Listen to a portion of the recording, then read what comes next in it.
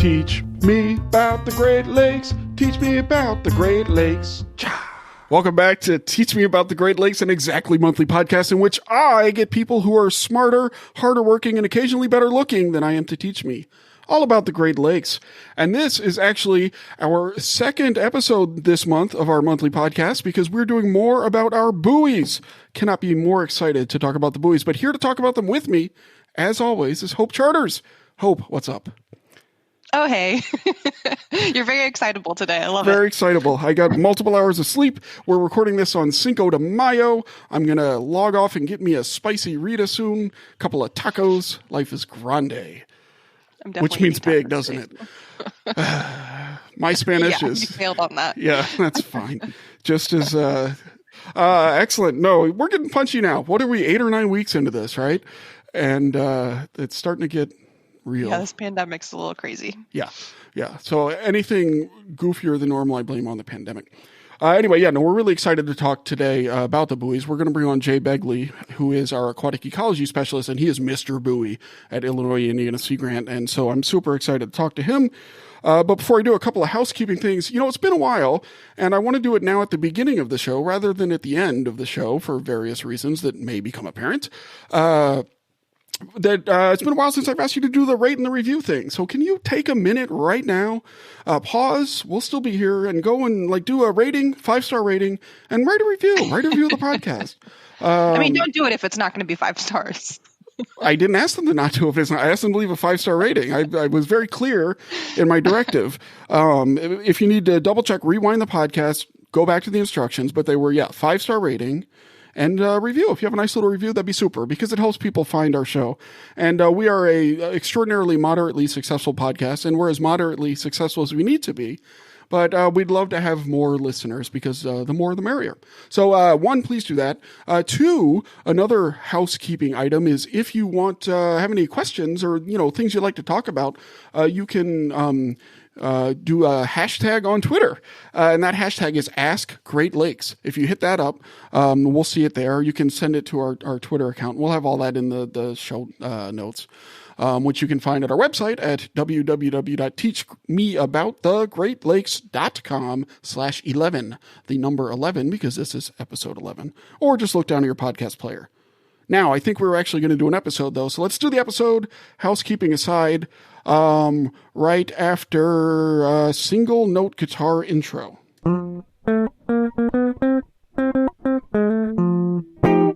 Our guest today is Jay Begley, aquatic ecology specialist with Illinois Indiana Sea Grant. Jay, what's up? Oh, getting ready for the buoy time of year. Yeah. It's sort of its own holiday for me. Spring and fall is buoy time, so I'm trying to get ready. So when is buoy time? You normally put them out during the spring and retrieve them during the fall. What kind of drives that? A lot of it has to do with the weather. So we need to make sure that we don't have ice potential. So the buoys can't be out in the ice or it'll start to sink them. So in the spring, usually that's mid-April. We shoot for mid-April, and then we look for a couple days of really good weather to take the buoys out. And then the fall, usually we start looking for a good weather day at the end of October. Okay. And sometimes that takes the whole month of November, and sometimes it doesn't. So, good. So right now, no buoys out right now. What's the deal with that? We keep getting email. Where are my buoys, Jay? Yeah, so we've had a couple issues with getting the buoys out this year related to COVID-19. The biggest is that the university doesn't want people within 6 feet of each other, and it takes 3 people on a boat at a minimum to get the buoys out. And the boats are not big enough, and the work is not conducive to us being 6 foot apart. So we struggle with that. And also we rely on a lot of volunteers to get the buoys in and out of the water, and it's not worth the risk to volunteers to have them go out and deploy the buoys for us. So we're waiting for the university to give us a clear sight or clear oversight on what we should do. and we're waiting for good weather and Yeah. the usual. So Yeah, I'm also waiting for good weather. But we did have multiple good weather days. So is it a thing where it's just not safe to put them out? Well, I mean, maybe physically not safe if there's bad weather, but you're just worried about disease transmission and stuff like that. yeah, that's the biggest concern right now. With the location of the buoys, where they're at in the winter is down in West Lafayette. So we have to trailer them up to the lake, and then that would take multiple trucks right now because you have to have one person per vehicle, and then actually working on the boat with that many people is difficult under these conditions. And the buoys still have some maintenance stuff that needs done that's been delayed because we've been requested to work off campus. So the buoys are on campus. They needed work done, and we haven't been able to do some of that work. And why did you say that you can't leave them out for the winter? Something about the ice? Yeah, so the ice will actually build up on top of the buoys and slowly sink them. If you look on Twitter, the Two Yellow Buoys Twitter account and my Twitter account, you'll see some footage from last year where we were a little late getting them out and some ice had built up, and they were sitting pretty low in the water. So it doesn't take a whole lot of ice to start to sink the buoy.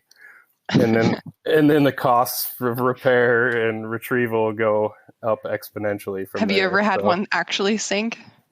No, thankfully. That is that has not been a problem yet. So honestly, the ice builds up on the top of them before the lake like freezes around them. So we have time to get to them, but it gets kind of sketchy. And so how do you so the buoys have cameras, right? Is that how you tell, or is it just kind of your own gut instinct, or do you don't have drones you can fly out there? Oh, that'd be cool. Yeah, we can't tell, honestly. We just have to base it on air temperature and the sea state. So if it's really wavy and really cold, we know that those waves are going to be splashing water up on it, and that's going to be freezing into ice. Even when we picked up the buoys that had a lot of ice build up on them, the solar panels were still charging the batteries fully through the ice. So that didn't even tell us whether or not they were covered in ice. So there's not really a good way to tell at this point. Dang. It is kind of cool, though, that you use the data from the buoys to tell whether or not the buoys are ready to come in. Yeah, it'd be nice if they had a little ice indicator on them. Yeah.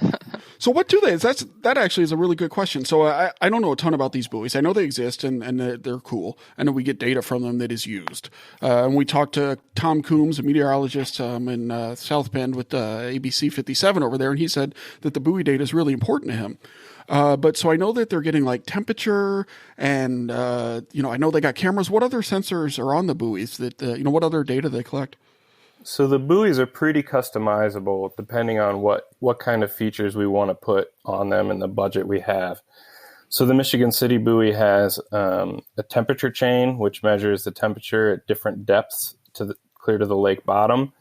And that kind of information is really useful to the fishermen on that side of the lake. But it doesn't have a camera. Instead, we use the camera off of the lighthouse there at Michigan City. And then the Wilmette buoy, it has a camera, but it doesn't have a temperature chain.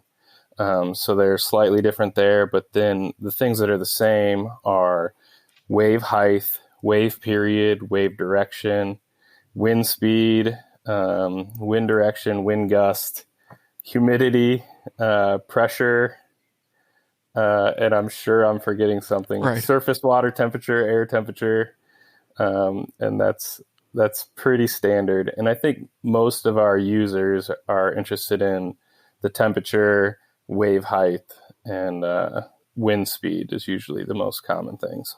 And you mentioned fishing people, not fishermen, because there are ladies too. Maybe we should just call them anglers. Anglers, right. Yes. So you mentioned anglers use the data. Who else uses the data? It's a pretty wide group. There's a lot of sailors, especially along the Illinois side, that use the buoys for planning their trips or their races or whatever out of the various harbors over there. The Coast Guard, especially the Wilmette Coast Guard, decides whether they can even deploy or not based on the wind speeds at that buoy. So I think it's like 20 knots, anything over 20 knots, and they have to have the big cutter come down from Milwaukee for rescue services. So Wait, so they use our buoy to figure out like if they can what boat they need or whatever? yeah, That's awesome. they're pretty anxious when our buoy's not out there to Well, get tell it them out to there go so deploy they it this spring. They can deploy it for us. Then. They have deployed it with us, so that's who I partner with in Wilmette. So the Wilmette Coast Guard Station takes me out on their boat and helps me deploy and retrieve that buoy. What good partners. Yeah, exactly. And additionally, the harbor and the yacht club over there let me use their facilities and stuff. And then on the Indiana side, we use the DNR station to launch all of our stuff, and the Michigan City Port Authority to actually lower the buoy in the water. So we have a lot of support from the users, which is great. Yeah, that's awesome. Yeah, it really is like a group effort. I was thinking about that. And that further makes the difficulty here, right, with trying to get them launched this spring, is that it's all these different organizations, all of whom probably have different policies in terms of travel and in terms of, who you can be around or not be around and stuff like that. So it's kind of the key strength is all these different people that we weave into the tapestry of the buoy deployment. But it's a challenge when nobody can work together. Do you have any crazy stories about deployment? I know that you said that sometimes they're a little icy, but you haven't actually sunk one yet, which is great. Do you have any just wild stories about going out on the water when it's insanely rough just to get a buoy or something? So I've been out a couple times when it's rougher than I would like, but that just involves a lot of caution and taking your time and just making sure you're following all the steps in the correct order so that everyone's safe. But probably the most interesting thing we had happen was a couple of years ago when we tried to retrieve the Michigan City buoy. It was mid-November already, and we went out and there was 3 of us on the boat, and we tried to hoist up the anchor chain, which is what we have to do to disconnect the buoy. And we could move it about 8 or 10 feet, and we needed to get it about 35, 40 feet to make the connection. And it just wasn't moving. We were pulling so hard, the back of the boat was, dropping down closer and closer to the water line. Holy hell. Or holy moly. Whoops. Yeah. So that was fairly stressful, and we couldn't figure out what was going on. And we made 2 more trips up there, just different ideas. We had to untangle the line to get it unhooked. And ultimately, we had to find divers to go up there. And this was the last week in November, so it was right after Thanksgiving. We found some divers to go up in dry suits, and it turned out that some anglers had wrapped their stainless steel leaders around our anchor line. And whereas the anchor line normally makes like an S curve up towards the surface and back down towards the bottom and then back to the surface, that had all been tied together by this stainless steel wire. And so it was making it so we couldn't pull it up at all. And we had divers, they had to go down 2 or 3 times cutting on the stainless steel wire. And it was cold and miserable. Oh my goodness. Yeah, that does not sound fun. It took a lot of trips, and we eventually got it, but it was very stressful trying to get that done. And the whole time I was thinking, by the time December gets here, there's going to be so much ice. We're going to be in a lot of trouble. So luckily we got it done. So. That's good. Sounds like you kept her cool. Well, you had to. It was November in Illinois. Har. I'm still working on you're yanking my chain joke related to that one. I'll let you know when I've got it developed. But it sounds weird, but like there are a number of these stories, right, where it's like these are huge pieces of equipment that are out there, and you're having to deploy those, and it's kind of hazardous at times. It freaks me out. I'll be honest. Every time you say you're going to go out, I'm like, oh, I would love for him to come back. Yeah, how big is one of these buoys? Like, how big are they? Could you wrap your arms around it, or are they way bigger than we imagine them actually being? So the base of the buoys is just a little bigger than I could wrap my arms around. So it's probably 3 foot across. So the diameter of that is a little bigger. They stand about, depending on how much ice is on them, anywhere from like 6 to 8 feet above the water. And then and they go down about that far too. And they're weighted a little differently, each buoy, but they're about, I'll say 700 pounds is probably the average for the Wilmette and Michigan City buoys. Holy moly. So they're heavy. And so you're hauling like a 700-pound, 15-foot long buoy from West Lafayette, Indiana, up to Lake Michigan every year? Yeah, yes, I am. Luckily, they come apart, so I can take it into two pieces and put the lower half on a trailer and the upper half in the back of a truck. Typically, we keep the Wilmette one. We have a storage place over there that one of our partners lets us keep the buoy at, so we don't have to worry about that one. But this year we brought it back to do some annual maintenance and stuff like that. But yeah, normally we're hauling all that through Chicago and up to Michigan City to try to assemble on the dock and then tow out. So through Chicago traffic sounds terrible. Sorry, go ahead. It sure does. Jeez. Have there ever been an issue with like boats hitting the buoy? Is that a problem? Are they, in high traffic areas? We don't have any confirmed boat strikes yet. We do have, the buoys have 6 solar panels on them. And in the years we've been doing this, which now has been 8 years, I want to say, for the Michigan City one, we have had 2 solar panels just disappear. So my guess is that a boat struck them and knocked them off, but that's just a guess. It could have. It wasn't somebody going out and stealing a solar panel. They would be, if they were to try to steal one, they wouldn't have much usable wire left on the end of it. It would be quite a wasted effort. So, especially for something you can probably get for $80. Plus, you could use your buoy cam as a yes, that's theft deterrent. That's our hope to deterrent. Yeah, so cool. So you're talking about like all these different things that are on the buoy, all the different type of data they gather, and some people how they use them and things like that. But so let's think forward to the future, to the year 2000. And like what does buoy 2000 look like? Like, are there emerging technologies that you would like to get into the buoys at some point, or what are you thinking in terms of where it might go? Well, I'll say for some of the buoys that we partner with, so off of Winthrop and Waukegan area, Illinois Geological Survey have 2 buoys up there that collect some really interesting data, but it's not real clear how to display that in real time yet. And what those have on them is something called an acoustic Doppler profiler, and that measures underwater current. So it's kind of cool to know how the water is moving. And I could see that being really important for beachgoers and kayakers and all those kinds of people, as well as people worried about coastal erosion. So having something like that on the buoys is great, but how to make it accessible in real time is still a challenge for us. So the challenge is like how to get people to be able to use the data from the acoustic Doppler profiler.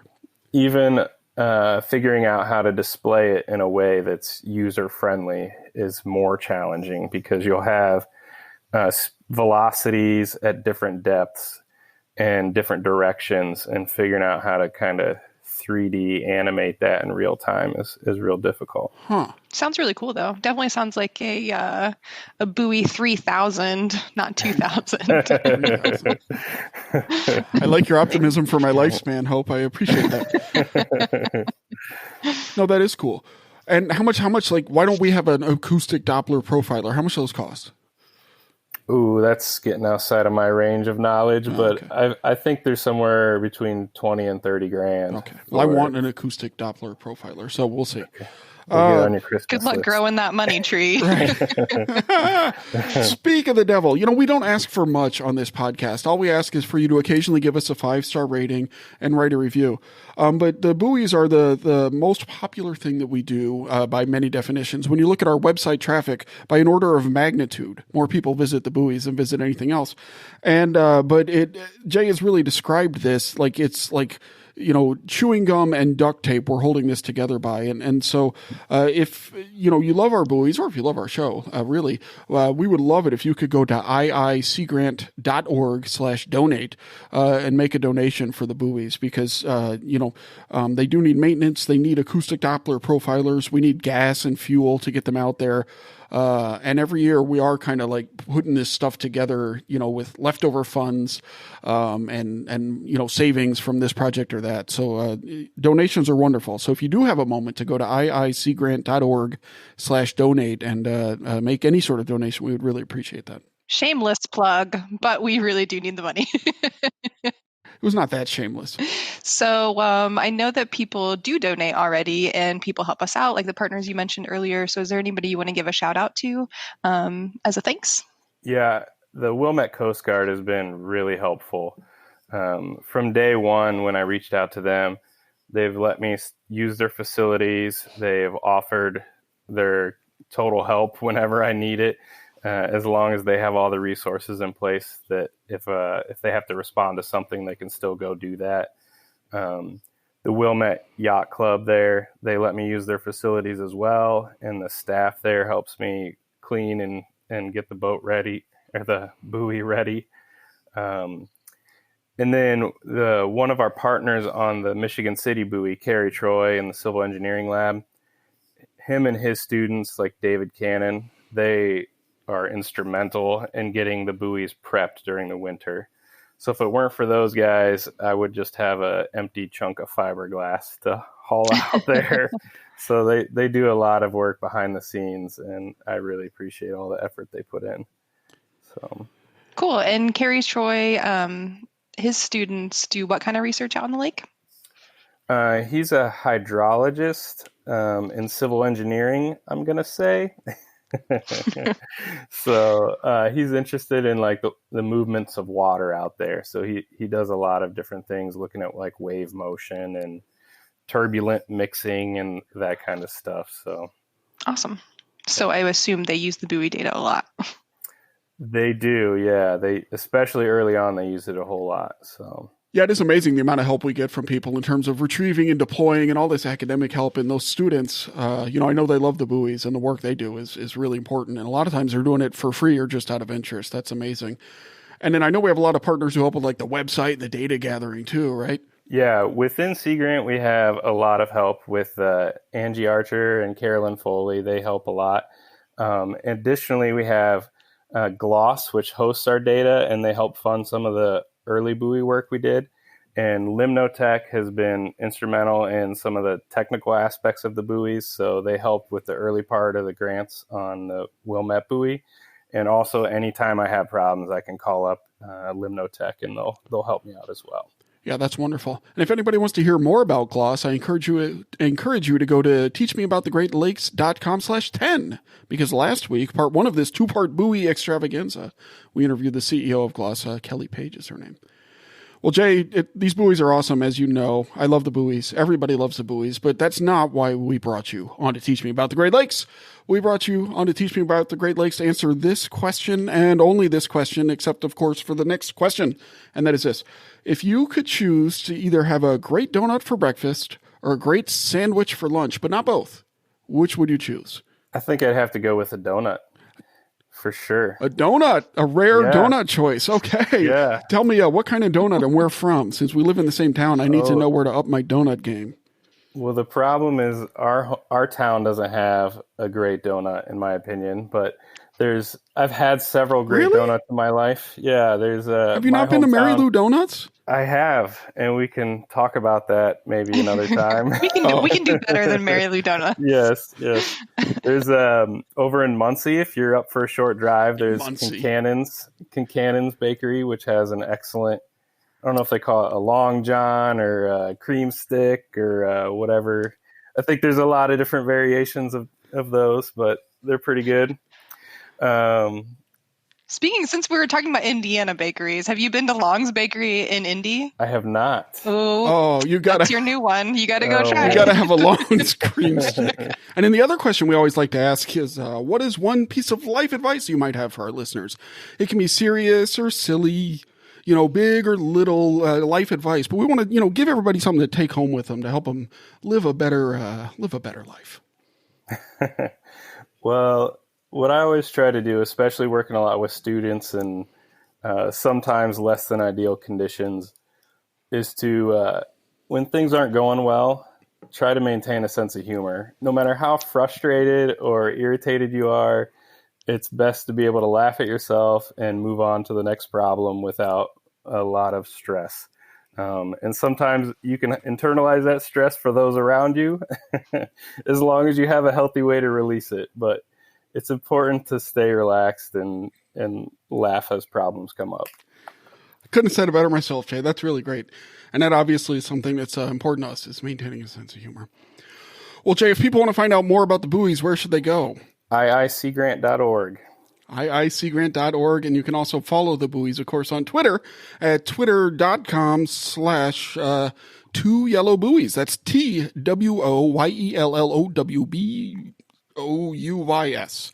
Nope. B-U-O. No, just don't spell it out. The point is the 2 is spelled out. Anyway, this pandemic thing has really got to go. Anyway, and twitter.com/2yellowbuoys, which with the 2 spelled out, TWO, followed by the spelling of yellow and buoy, which everybody knows.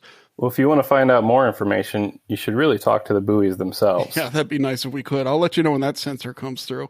In the meantime, Jay Begley, Aquatic Ecology Specialist for Illinois Indiana Sea Grant, thanks so much for coming on and teaching us about the Great Lakes.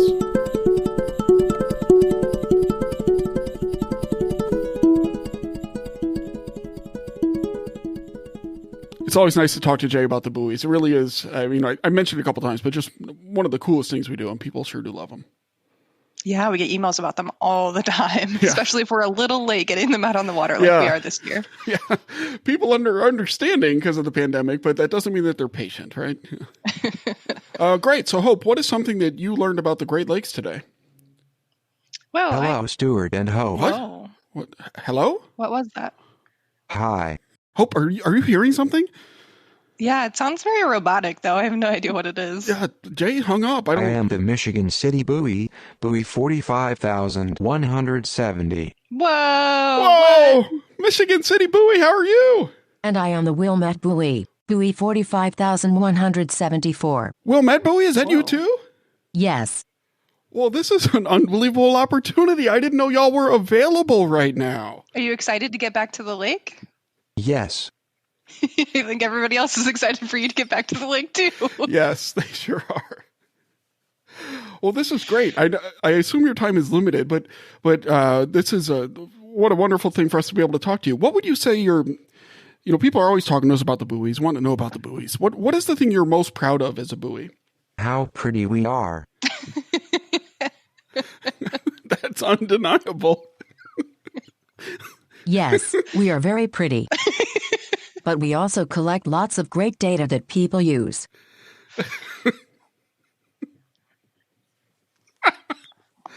No, I agree. You do collect a whole lot of data for a ton of people out there that people find to be really valuable.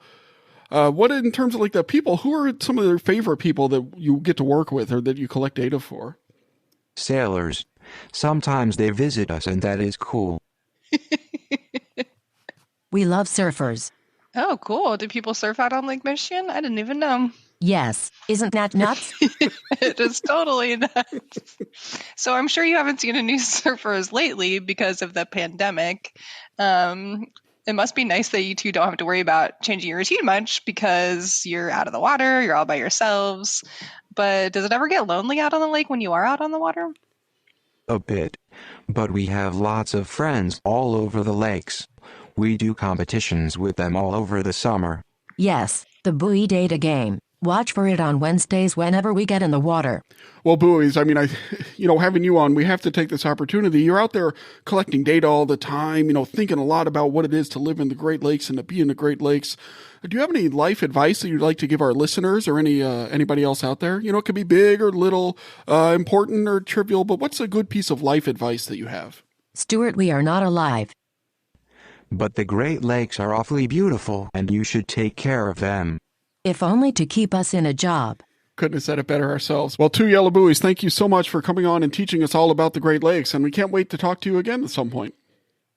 You're welcome. We enjoyed crashing your party. And we're glad that Jay will put us back out soon. As are we. Thank you so much. And thank you to our listeners. Hope, where can people go to find out more information about this super duper program and this amazing show that we host? You can find out more about us on our website at iicgrant.org, or you can find us on social media if you search for Illinois Indiana Sea Grant, or use the handle at ILIN Sea Grant. And if people want to follow you personally, where should they go? If you really want to, I am at HOPEKYRA, Hope Kira. Hope Kira. Excellent. Thank you, everybody, for tuning in. Keep laking those greats and keep greating those lakes.